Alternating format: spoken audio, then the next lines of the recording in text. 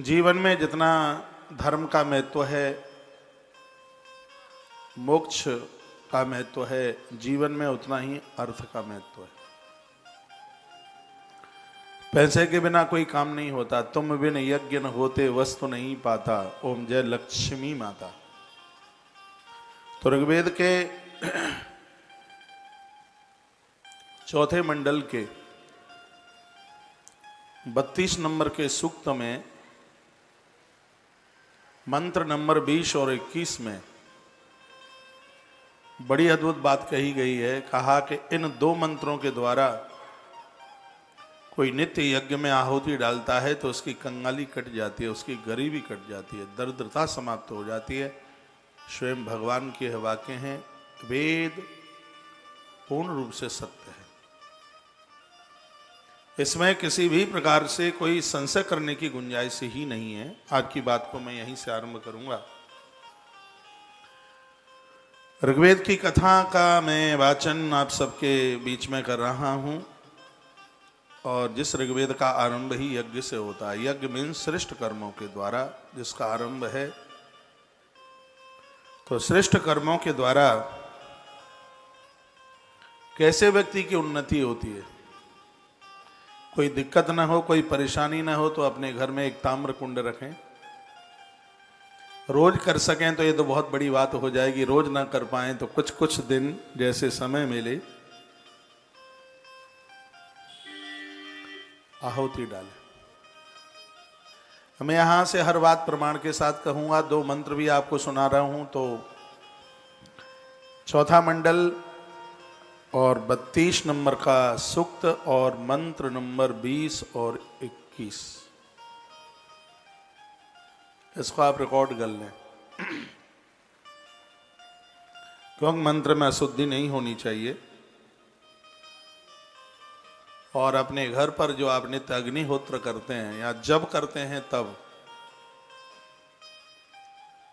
इन दोनों मंत्रों से आहुति डाली जाए। और वह आहुति की चीजें क्या क्या होंगी, आहुति का अर्थ क्या है, स्वाहाकार क्यों यज्ञ में बोला जाता है, यह हमारे ऋग्वेद में वर्णन किया है।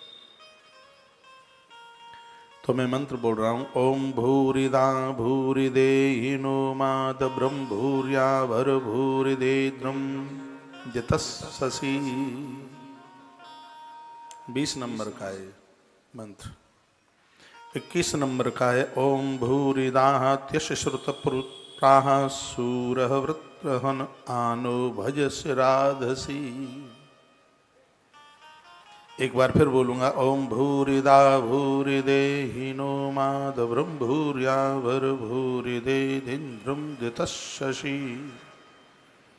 ओम भूरिदात्यश श्रुतपुत्राः शूरवृत्रहन आनो भजस्य राधसी।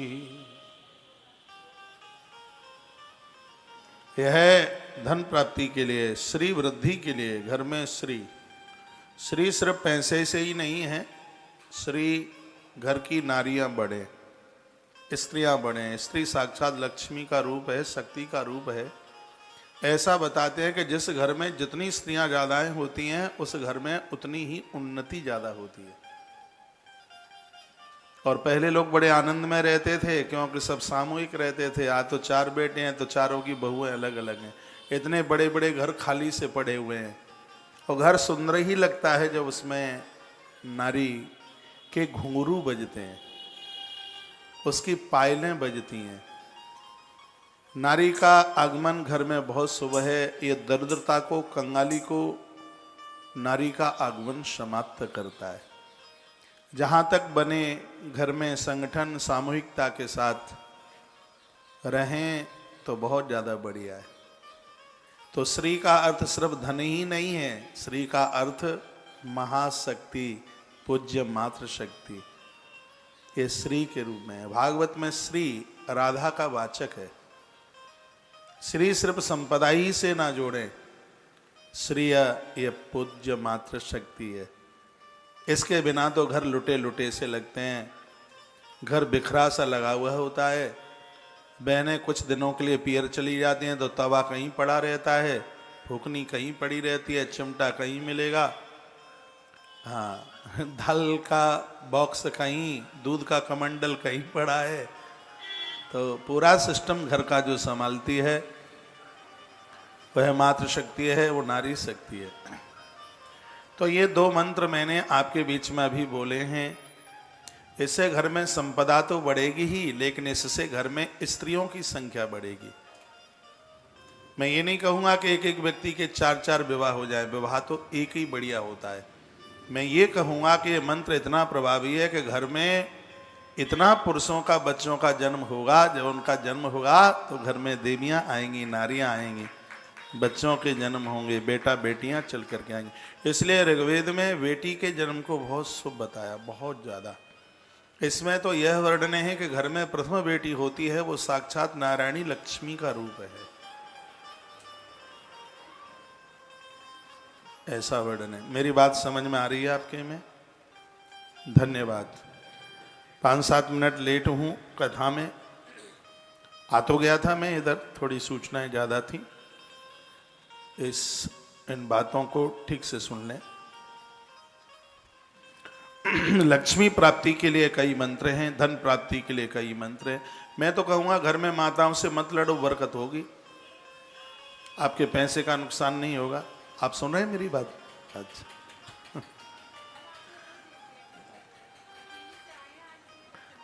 बहुत बड़े। ये लड़ते तो नहीं है? लड़ते हैं। थोड़ी बहुत देर बैठेंगे? बैठेंगे, ठीक है। सत्संग टीवी के माध्यम से मेरी बात पूरी दुनिया में जा रही है। जिन घरों में कलह नहीं होता, झगड़ा नहीं होता, उस घर की कभी वृद्धि नहीं रुकती। आपको पता है माता कैकेयी महाराज दशरथ के बीच में झगड़ा हुआ, ये प्रमाण है रामायणों का। 14 वर्ष तक अयोध्या में किसी भी प्रकार की संतान का जन्म नहीं हुआ, कोई बच्चे नहीं जन्मे वहां पर, एक इकलौता बच्चा नहीं पैदा हुआ अयोध्या में। ये बहुत आश्चर्य भरी बात है। एक संतान नहीं 14 साल तक जन्मी। जहां कलह होते हैं, जहां झगड़े होते हैं, जहां लड़ाइयां होती हैं, वहां वंश वृद्धि रुक जाती है। तो श्री का मतलब है फलता फूलता परिवार। वेद की कथा बहुत आनंद देने वाली है, इसमें कहानियां नहीं है, इसमें कमर तो नहीं मटकेगी, गीत गाना नहीं होगा। और आप देख रहे हैं मैं कथा के बीच में कोई कीर्तन नहीं करा रहा। जो जिस प्रकार की जो कथा है उसकी मैंने मर्यादा को समझा है। कथा तो सब दुनिया ही कहती है, सब कह रहे हैं, लेकिन लगे कि हम वेद की गाथा बोल रहे हैं, वेद की कथा कह रहे हैं। ये उसका औरा भी तो बनना चाहिए, लगना चाहिए वह। तो ये सूत्र मुझे इतना प्यारा लग रहा है ऋग्वेद का। मैं रोज इसका स्वाध्याय कर रहा हूँ, पाठन कर रहा हूँ। तो उसमें वर्णन है कि श्री सिर्फ संपत्ति का ही नाम नहीं है, श्री घर का वैभव है, फलता फूलता परिवार है। घर में स्त्रियों का बढ़ना ये श्रीवर्धक है और वो बहुत ज़्यादा शुभ है।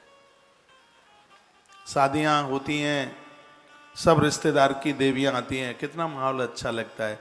वो तो आप अनुभव आप किए नहीं है, जब देवरानी जेठानी ये सब पास पास बैठते हैं तो घर में ये उत्थान इतना अच्छा लगता है, बढ़िया लगता है। वो मुस्कुराती हुई एक दूसरे को बात करती हैं,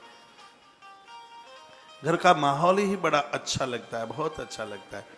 ये तो ये कहता है ये सूत्र, घर में जितने लोग हैं यजन में बैठें और इस मंत्र का उच्चारण करके आहुति डालें। आर्य समाज की कुछ बातें मुझे बहुत अच्छी लगी हैं, उनमें से एक ये भी है कि वेद के प्रति बड़ा समर्पण है, वो यजन करते हैं, वो यज्ञ करते हैं। और क्या है, मुझे तो कुछ अच्छा ही पकड़नी है,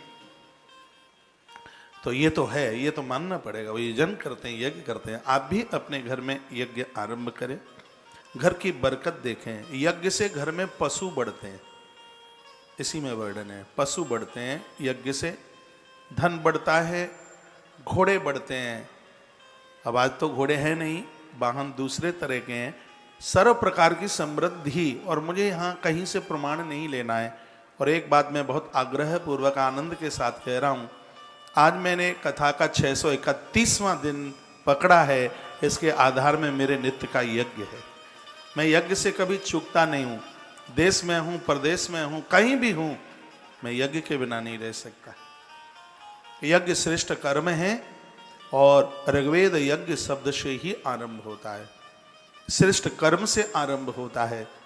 घर में फलीभूत हों, ये 2 मंत्र मैं आपके बीच में बोल रहा हूं और इनके माध्यम से घर में श्री बड़े बच्चों का जन्म हो, बच्चों की शादियां हो, बेटी अच्छे घर में पहुंचे, दरिद्रता ना रहे। रामायण में गोस्वामी जी ने लिखा है कि गुरुजनों से मुलाकात हो जाए, जीवन में संत मिल जाएं, इससे बड़ी कोई संपत्ति नहीं है, इससे बड़ा सुख नहीं है, इससे बड़ा धन नहीं है। और जीवन में कोई दरिद्रता झेले, इससे बड़ी कोई गरीब दरिद्र बन करके जिए, इससे बड़ा कोई दूसरा दुख नहीं है। परमात्मा किसी को दरिद्रता ना दे, गरीबी ना दे। गरीबी में समय को निकालना बड़ा मुश्किल होता है, बहुत दिक्कत होती है। धर्म कर्म सदकर्म करने का सबका मन होता है। मेरी आंख में आंसू आ जाते हैं जब आप मैसेज में लिखते हैं और आप कहते हैं महाराज जी हमारे पास पैसा नहीं है, थोड़ा हमारे पास भी पैसा होता तो हम भी गौ माता की सेवा करते। क्या करें, मन मार के रह जाते हैं और हमारे पास में कुछ है नहीं। ऋग्वेद में वर्णन है, ये 4 मंडल में, यदि सामग्री की तुमसे व्यवस्था नहीं है तो आप सूर्य भगवान के सन्मुख बैठ करके इस मंत्र को नित्य 108 बार इसका जप करो। कोई भी माला हो, कमलगट्टा की हो, तुलसी की हो, रुद्राक्ष की हो, जो भी कोई माला है आपके पास, यदि हवन यज्ञ नहीं कर सकते तो इसका जप कर सकते हैं। गरीबी कट जाएगी, दरिद्रता समाप्त हो जाएगी, आनंद हो जाएगा, पैसा आने के रास्ते खुल जाएंगे। ओम भूरिदा भूरि देहिनो माद ब्रह्म भूरिया भर भूरि धिन्दम दितस्सि। दूसरा है ओम भूरिदा त्यशि सुरतः पुत्रा सूरकृतिहन आनो भजस राधसी। ये 2 मंत्र हैं। इसमें ऋषि ने क्या कहा भगवान को वो सुन ले। ऋषि की वाणी है, ऋषि ने भगवान को कहा। ऋषि कौन है? विधाता ब्रह्मा, उनकी दिव्य वाणी है। श्रोता भी बहुत नंबरी है और वक्ता भी बहुत अच्छे, इसलिए हमने कहा है जय जय हो ब्रह्मदेव, जय जय हो, जय जय हो चारों वेद, जय जय हो। 4 मुख हैं ब्रह्मा जी के, 4 मुख हैं। भगवान नारायण विधाता ब्रह्मा के हृदय में बैठकर एक मुख से, प्रथम मुख से ऋग्वेद, ब्रह्मा के प्रथम मुख से ऋग्वेद, ब्रह्मा जी के दूसरे मुख से यजुर्वेद, ब्रह्मा जी के तीसरे मुख से सामवेद और ब्रह्मा जी के चौथे मुख से अथर्ववेद का प्राकट्य हुआ। तो ब्रह्मा बड़े वंदनीय हैं। इसलिए कोई भी यज्ञ जब तक विधाता ब्रह्मा को स्थान नहीं दिया जाता तब तक वो यज्ञ पूरा नहीं होता। यज्ञ में 2 बड़े प्रमुख होते हैं। ऐसे तो 16 आचार्यों की जरूरत होती है यज्ञ में, जैसा कि ऋग्वेद में वर्णन है।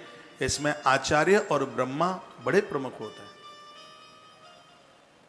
अब हम लोगों ने अपने विद्यार्थी काल में कर्मकांड भी पढ़ा है, वेदों के मंत्र पढ़े हैं, तो बड़ा विश्वास रखते हैं, अपने गुरुजनों के मुख से सब बातें सुनी हैं। बड़े बड़े आयोजन यज्ञ आरंभ वो हमने अटेंड किए। 1995 राजस्थान में चित्तौड़गढ़ डिस्ट्रिक्ट में एक जगह है, मंडलगढ़ तहसील पड़ती है, जोगड़िया माता, 1108 कुंडी यज्ञ था और वह कार्यक्रम 6 महीने तक चला। और मैं बड़े आनंद के साथ कह रहा हूं कि इस यज्ञ में 6 महीने की हमारी उपस्थिति लगी है।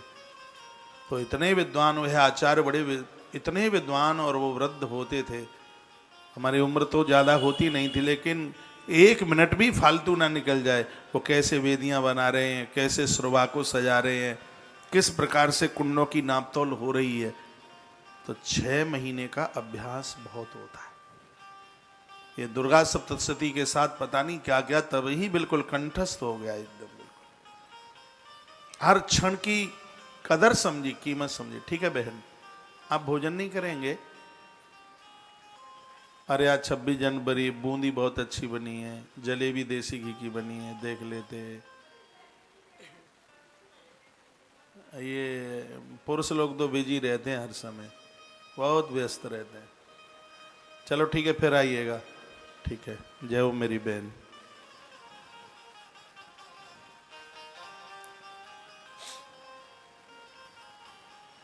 एक बार जयकारा लगाइए, बोली मां के बिहारी लाल की जय हो,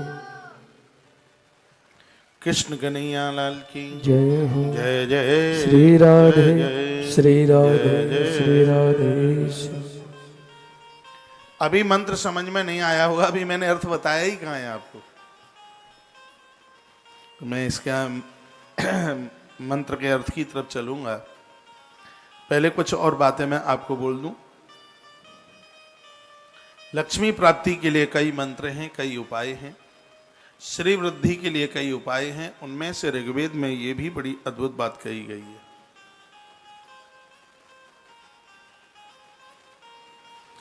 इसका जप किया जाए या मंत्र की आहुति डाली जाए,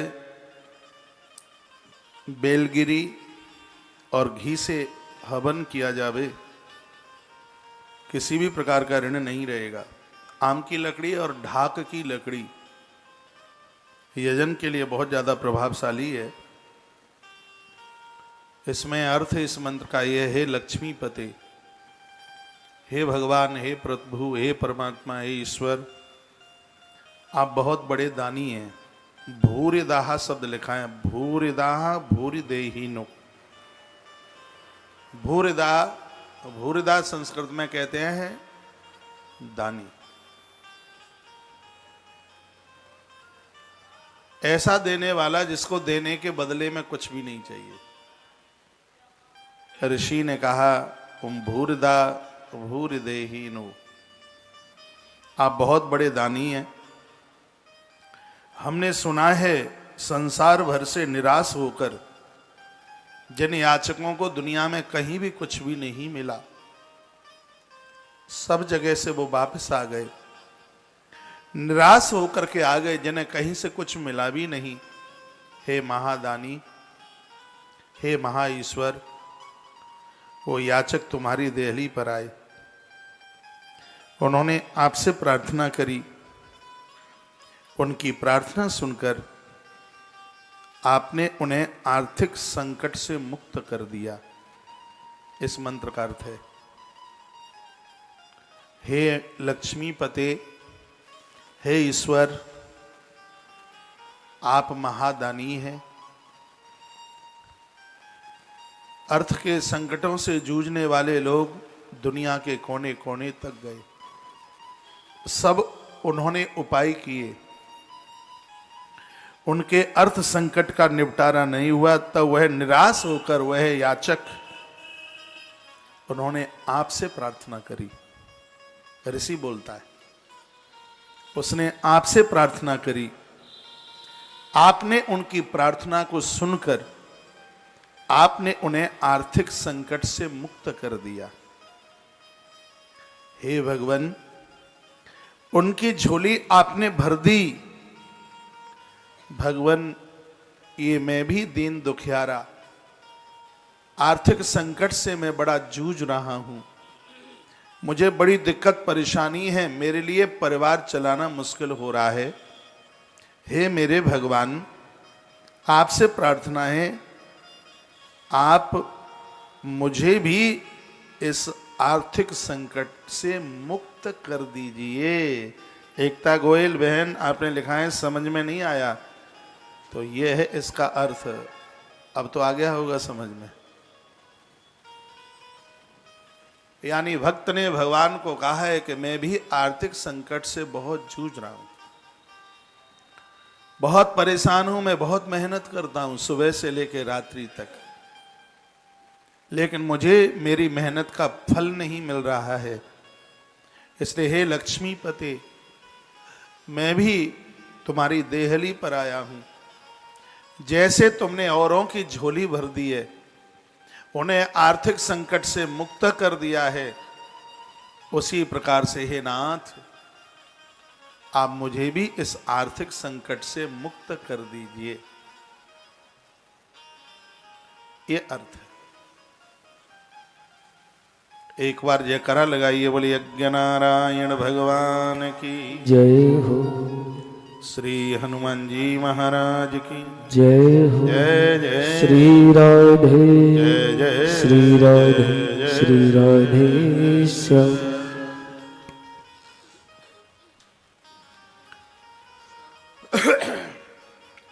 यज्ञ में आहुति डालें। आहुति किसे कहते हैं? किसी उद्देश्य की सिद्धि के लिए किसी कर्तव्य का पालन करते हुए व्यय और सहयोग जिसमें दिया जाता है उसको आहुति कहते हैं। कहते नहीं है कि उनके उस कार्य में एक छोटी सी आहुति मेरी भी थी। आपकी तरफ से कोई विनियोग करना, कोई समर्पण भाव से कुछ देना,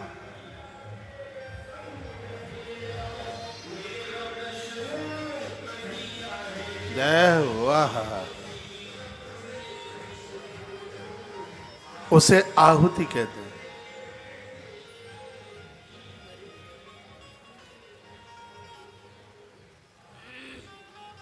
आपने पूछा है मिट्टी के कुंड में हवन कर सकते हैं क्या?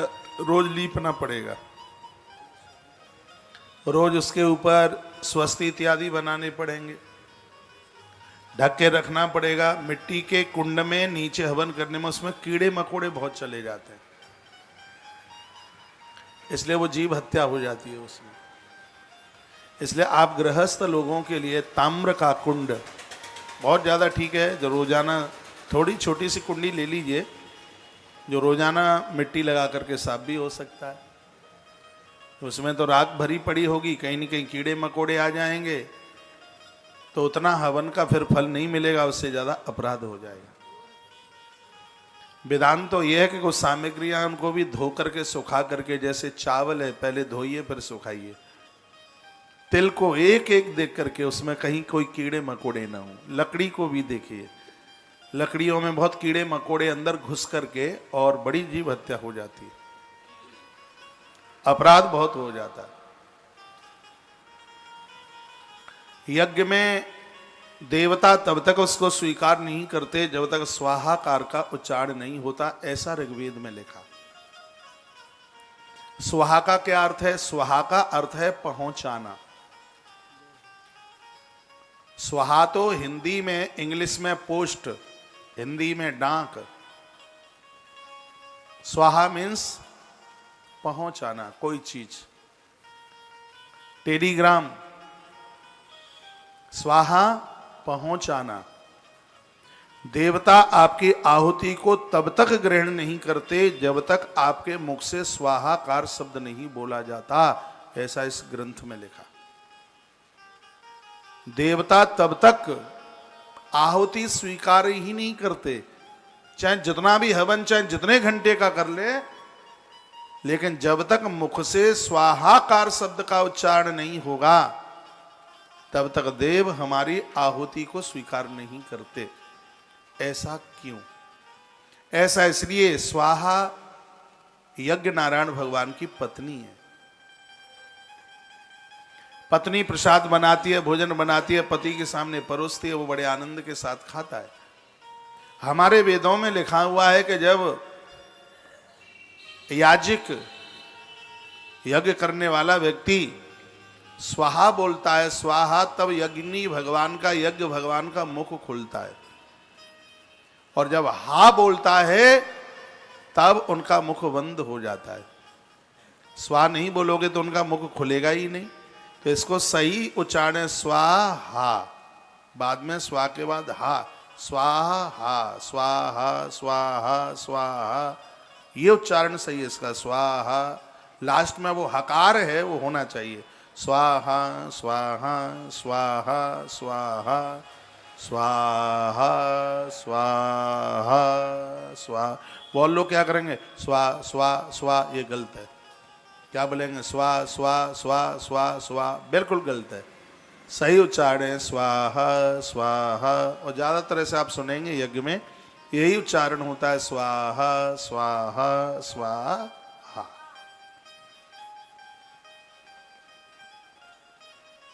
श्री वृद्धि के लिए अपनी हवन सामग्री में यज्ञ में कुछ चीजों को प्रयोग में लीजिए, जिसमें सितावर, भोजपत्र, इंद्रजौ, ये गरीबी को काटती है।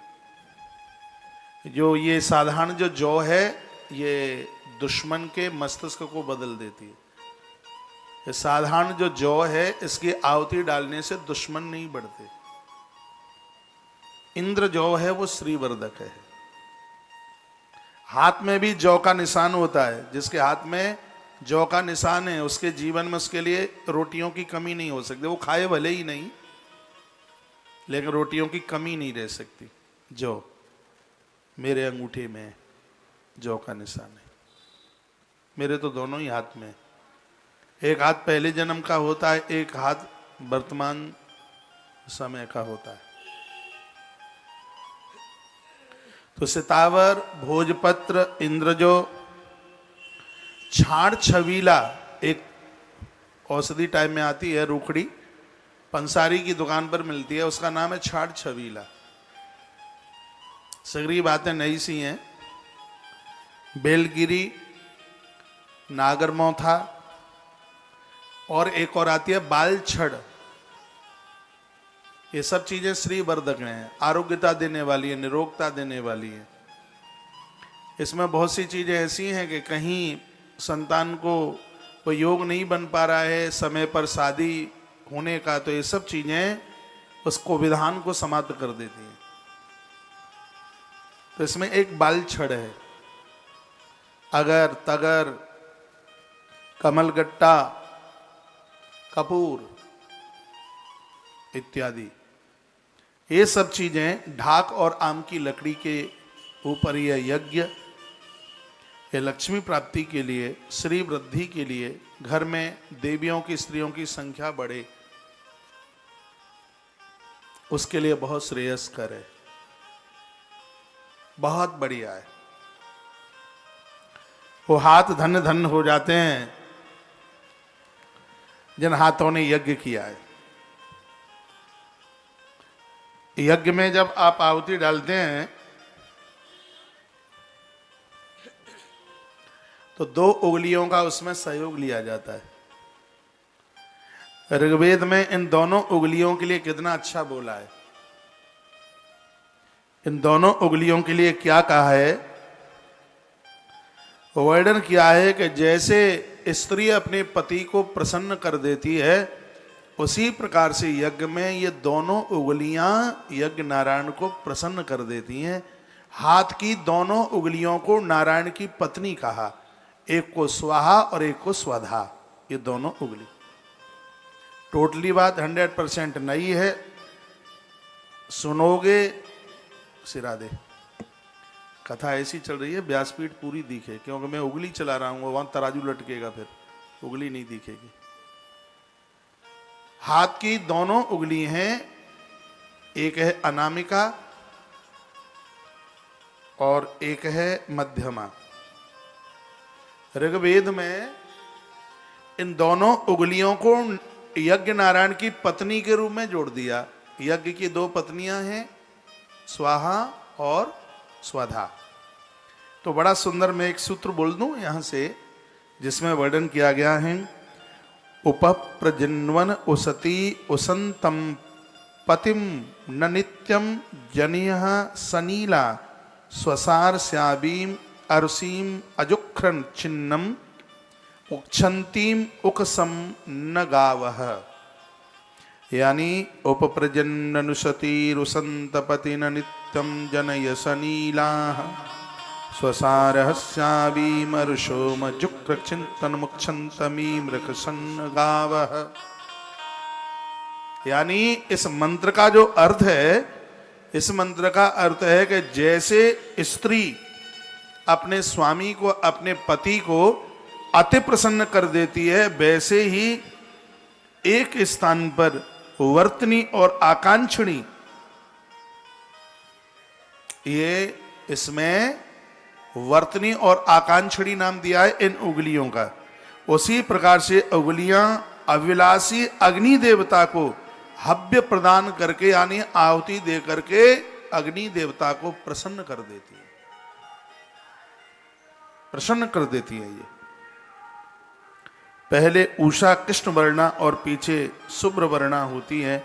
उन उषा की जैसे किरणें, जैसे पहले अंधियारा होता है उसके बाद में उजाला होता है, जैसे ये आहुति यदि उसमें घी आपने डाला है तो आहुति डालते ही अग्नि में तेज प्रकट हो जाता है।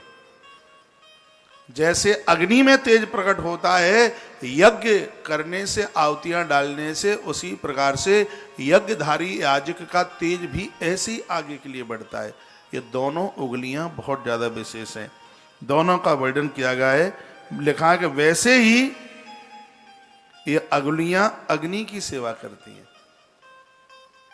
इसमें वर्णन किया गया है कि संपूर्ण जो उंगलियां हैं वो सत्कर्म के लिए हैं।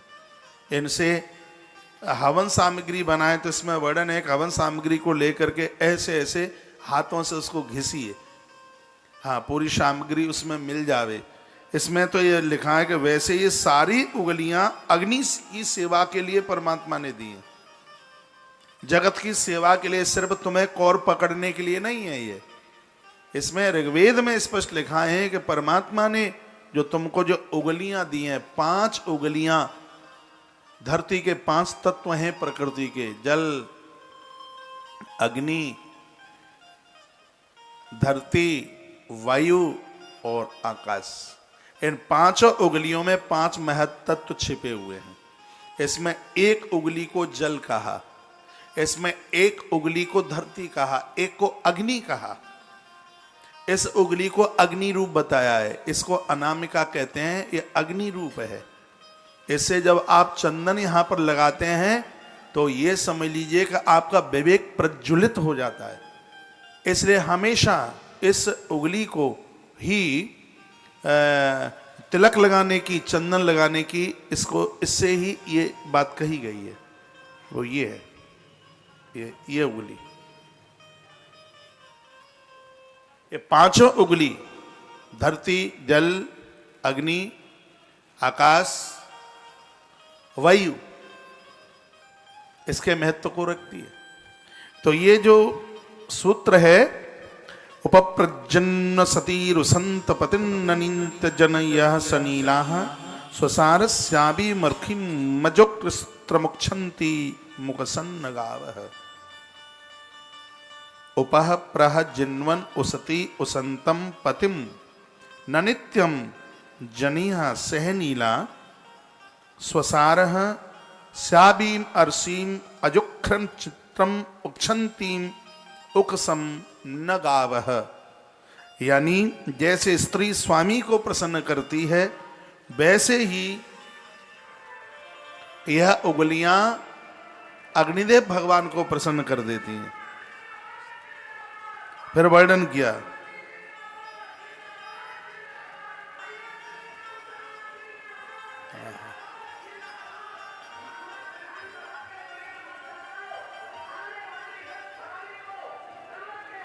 जय हो।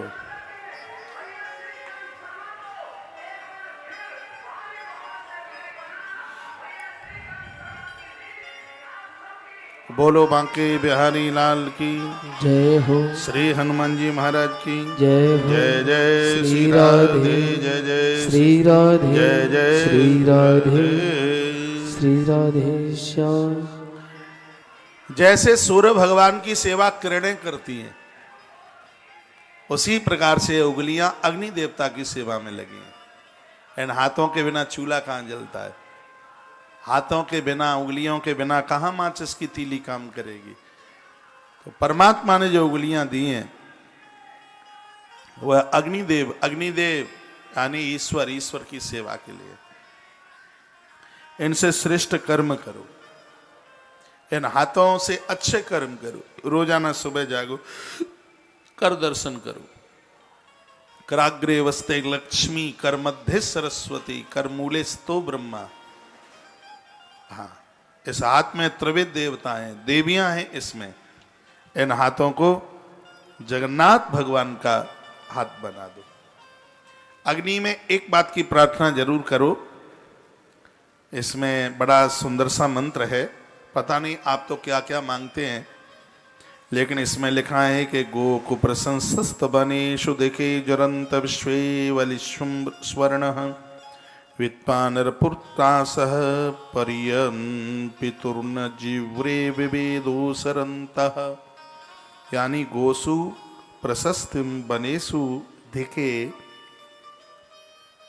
वरंतम विश्वे वलिम स्वः नः वित्वा नरः पुत्रः सपर्यन पितुः न जिब्रे विवेदः वरंतः।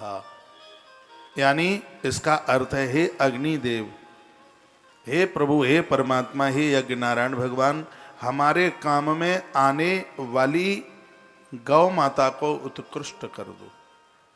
गाय से संपदा बढ़ती है, गाय के गोबर में मां लक्ष्मी का वास है। ऋग्वेद में लिखा है कि गौ माता की जिस देश में ज्यादा गाय की वृद्धि होगी उस देश का शील, सत्य, स्वभाव, वहां की श्री बढ़ेगी, ऐसा हमारे वेद में लिखा है। इसलिए पूर्व में गाय की बहुत ज्यादा संख्या होती थी। और इसमें वर्णन है कि जब हवन करता, यज्ञ करता है तो भगवान को प्रार्थना करता है, अग्निदेव, हमारे काम में आने वाली हमारे गौ माता की संख्या बढ़े, उत्कृष्ट करो, गौ माता को उत्कृष्ट करो, उसको ऊर्जावान बनाओ, उसको शक्तिशाली बनाओ। यज्ञ में ऐसी प्रार्थना की जाती है। सारा संसार हमारे लिए ग्रहण योग्य उपासना रूप, देखिए क्या सुंदर बात, पूरा संसार, इसमें हवन एक व्यक्ति कर रहा है, वो कहता है कि हे प्रभु यज्ञ नारायण भगवान, आप पूरे संसार को इतना धन दे दो कि जिस धन के द्वारा वो सदकर्म कर सके। अनेक देव स्थानों में मनुष्य लोग तुम्हारी विविध प्रकार से पूजा करते हैं, उसमें धन की जरूरत होती है, उसमें दूध की जरूरत होती है, उसमें दही की जरूरत होती है, उसमें घृत की जरूरत होती है। इसलिए हे यज्ञ नारायण, कभी दूध दही घी की कमी ना आवे, उसके लिए आप गौओं की रक्षा करो, गौओं की वृद्धि करो। कहा जाता है कि हे प्रभु, किसी भी घर को तुम स्त्री के बिना मत रखो, क्योंकि स्त्री के बिना हवन कुंड, सेवा सामग्री की तैयारियां कौन करेगा? आपके लिए आहुति डाली जाएगी तो भोज्य पदार्थ कौन बनाएगा? इसलिए वो यजन करने वाला वो ऋषि बोलता है, हे प्रभु, जो आपको यजन कर रहे हैं, आपको यज्ञ कर रहे हैं, उस देश में तुम नारी की, स्त्री की कमी मत आने देना, क्योंकि नारी के बिना श्राद्ध नहीं हो पाता। श्राद्ध में कढ़ाई चढ़ाई जाती है और वो नारी करती है एक, तो उसमें आह्वान किया जा रहा है। और फिर क्या लिखा है? लिखा है कि देव स्थानों में मनुष्य लोग तुम्हारी विविध प्रकार से पूजा करते हैं, लेकिन हे भगवान, आप हमें ऐसे दे दो, हम आपसे ऐसे मांग रहे हैं, आप ऐसे दे दो जैसे बूढ़ा पिता अपना सब कुछ अपने जवान पुत्र को दे देता है। ये इसमें प्रमाण दिया है। लास्ट में ये बात ऋषि ने कह दी। हम तो मांगना भी नहीं पा रहे हैं कि कैसे हम आपसे क्या क्या मांगे, लेकिन हमें ये पता है कि जब पिता वृद्ध हो जाता है, बूढ़ा हो जाता है, तो अपने युवान पुत्र को देख करके वो सब कुछ उसे सौंप देता है। इसलिए भगवान, आप हमें ऐसे दे दीजिए जैसे एक वृद्ध पिता अपने युवान बच्चे को सब कुछ दे देता है। लिखा है, नरः पुत्रा सप्रियन पिता न जिह्वे वृद्धा पिता वेदः वरंतम।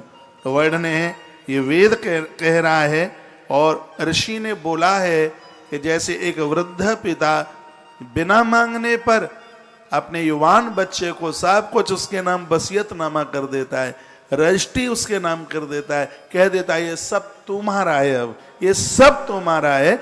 जैसे एक बूढ़ा पिता, जैसे एक वृद्ध पिता सब कुछ अपने पुत्र को दे देता है, हे भगवान, उसी प्रकार से आपसे सब कुछ हमें प्राप्त हो जाए, ऐसी कृपा कर दो।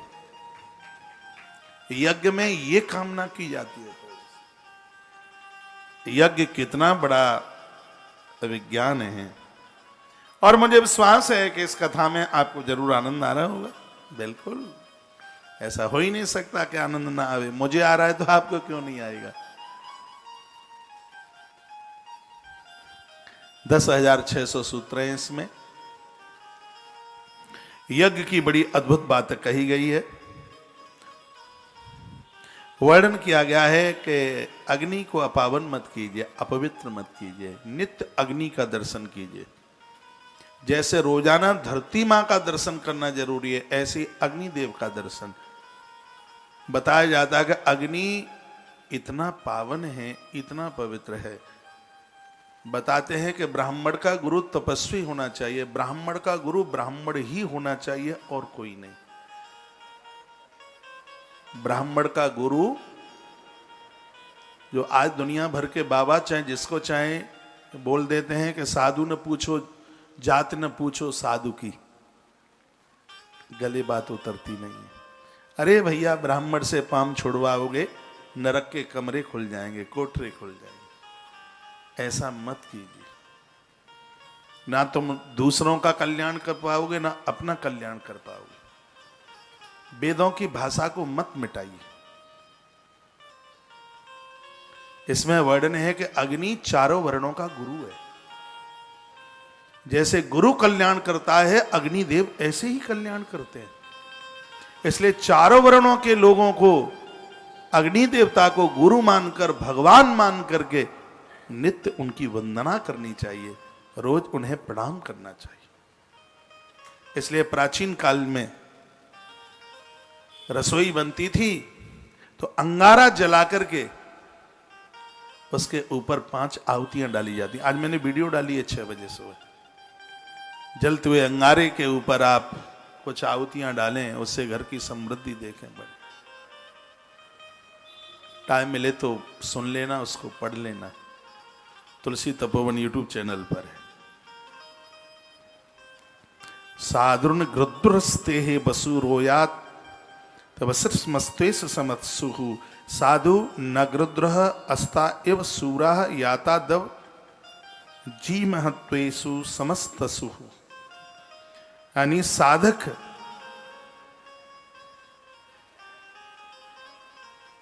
अग्नि देवता को पूजकर एक धनुर्धर की तरह हो जाता है, और निर्भय हो जाता है, वो निडर हो जाता है। शायद आपको बताओ, युद्ध से पहले पूरी रात भर भगवान श्री कृष्ण ने अर्जुन के हाथों से यज्ञ करवाया।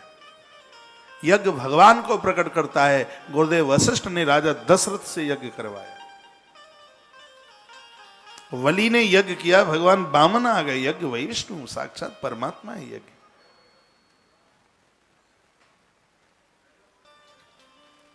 लिखा है, शत्रु की तरह भयंकर और युद्ध क्षेत्र में यह यज्ञ हमारी रक्षा करता है। पूर्व के राजे महाराजे लोग बड़े यज्ञ, भगवान श्री कृष्ण ने 7 सोम यज्ञ किए थे। वर्णन है, मैं पूर्व की किसी कथा में बोला हूं। आप भी अपने घर में 8 दिन में, 15 दिन में, महीने में, बच्चों के जन्मदिन पर, शादी तिथि में, जो भी कोई ऐसा फंक्शन आवे तो इस यज्ञ के रूप को बंद मत होने दीजिए। यज्ञ, आज यज्ञ का बड़ा अभाव हो रहा है। घरों में यजन तो बड़ी बात हो गई, दिए नहीं जलते, दीपक नहीं जलते। सुबह शाम दिए जलने चाहिए घर में। अग्निदेव का नित्य दर्शन हो, चाहे चूल्हे के माध्यम से, चाहे दिए के माध्यम से, चाहे हवन के माध्यम से।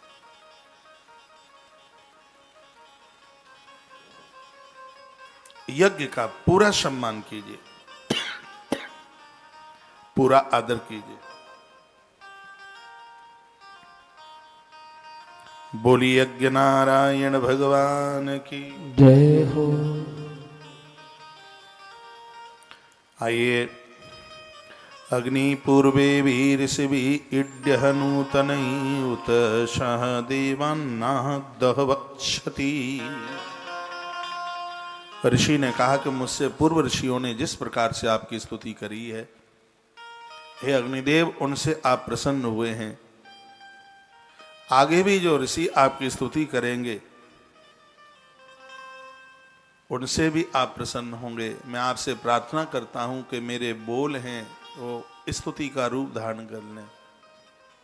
मेरे द्वारा की गई स्तुति को आने वाले समय में वो इसे अपनी स्तुति बना लेंगे। तुम्हारी प्रार्थना करेंगे तो उनकी प्रार्थना सुन करके हे अग्निदेव तुम प्रकट हो जाना, ये ऋषि ने कहा।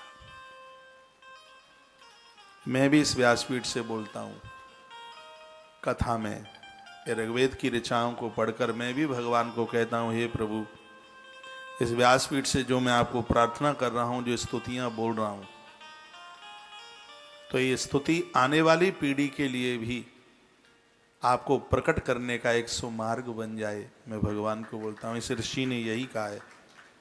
हे ऋषि ने कहा कि पूर्व के ऋषियों ने जो बोला वह मैंने आपको प्रार्थना करी है। हे प्रभु, जो मैं आपको प्रार्थना कर रहा हूं, इस प्रार्थना को आने वाली पीढ़ी में जो भी कोई प्रार्थना करे तो उनके लिए आप प्रकट हो जाना। अकेले नहीं, देवताओं को लेके प्रकट होना। हे अग्निदेव, मैं आपको ऐसी प्रार्थना करता हूं। यह ऋग्वेद का प्रथम सूक्त का बड़ा अद्भुत मंत्र है।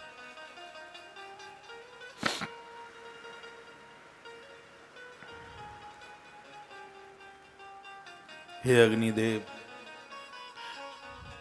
मुझे देवताओं को बुलाना नहीं आता। इसमें वर्णन है, एक बड़ा सुंदर लिखा है कि किसी भी देवी देवताओं को बुलाने का कोई मंत्र ना आता हो। ये ऋग्वेद की बात मुझे बहुत अच्छी लगी। कोई ABCD कुछ नहीं आता देवताओं के बारे में। इसमें वर्णन है कि अग्निदेव को प्रज्वलित हवन में कुंड में कर लो, 5 आहुति डाल दो, सगरे देवता संतुष्ट हो गए। इसमें 33 देवताओं की बात कही है। इस ऋग्वेद के माध्यम से पता लग गया है कि देवता करोड़ नहीं है, कोटि का मतलब प्रकार है। देवता 33 ही हैं और 33 देवताओं का वर्णन ऋग्वेद में किया गया है। वह मैं उसकी चर्चा आपको करूंगा, जिसमें प्रथम देव को अग्नि माना है, फिर वायु है, फिर इंद्र है। इस प्रकार से 33 हैं ये। और मुझे खूब खुला हुआ समय मिला है, आपने खूब टाइम दे दिया है। 1 वर्ष तक वेद की कथाएं होती रहेंगी, तो अब चिंता की तो बात ही कहां है। हाँ, 33 देवताओं की स्तुति श्री ऋग्वेद में की है। इसमें बड़ी अद्भुत ये बात कही गई है। इसमें कहा गया है किसी भी देवता का आवाहन, कोई मंत्र नहीं, कुछ नहीं, उनके बारे में कुछ भी नहीं पता। यज्ञ में अग्निदेव भगवान को प्रज्वलित करके आहुतियां डाल दो। प्राणाय स्वाहा, व्यानाय स्वाहा, पानाय स्वाहा, समानाय स्वाहा, उदानाय स्वाहा। ऋग्वेद कहता है कि संपूर्ण देवता प्रसन्न हो जाएंगे, अति खुश हो जाएंगे, अति प्रसन्न हो जाएंगे। तो घर में भैया यज्ञ तो